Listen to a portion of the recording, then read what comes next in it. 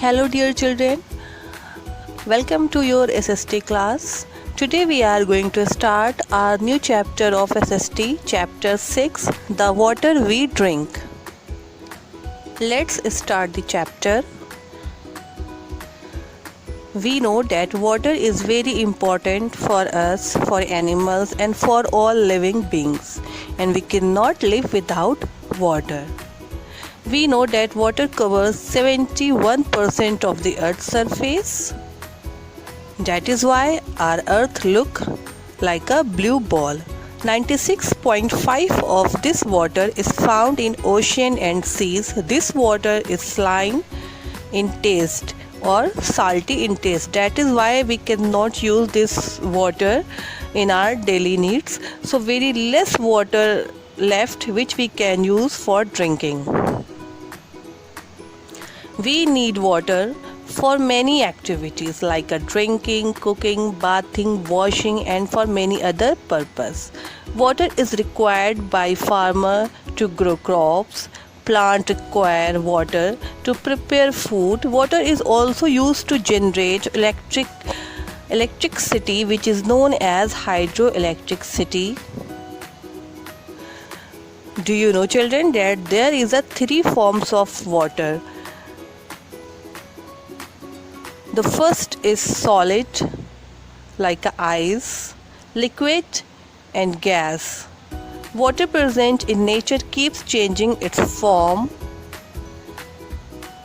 Water from different water bodies is heated by the sun and changes into water vapors.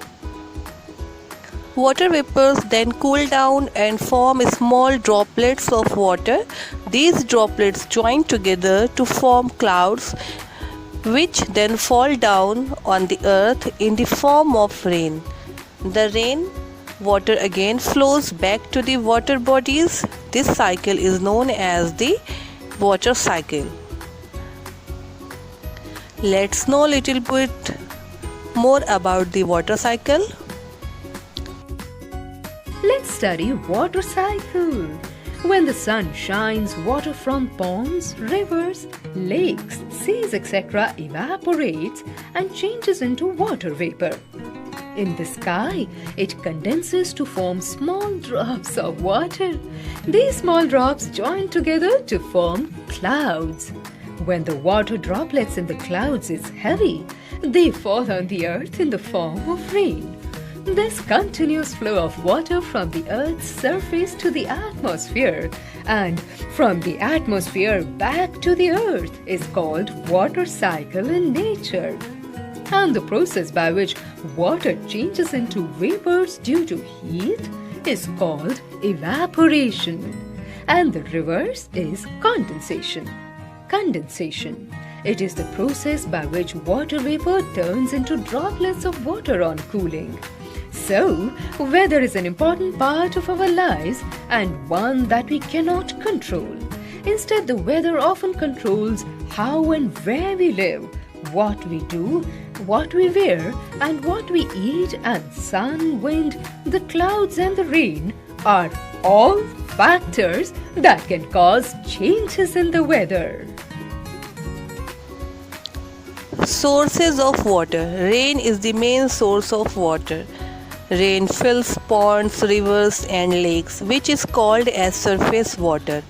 Some rainwater goes into the ground. This is called underground water. We get underground water through wells and pumps.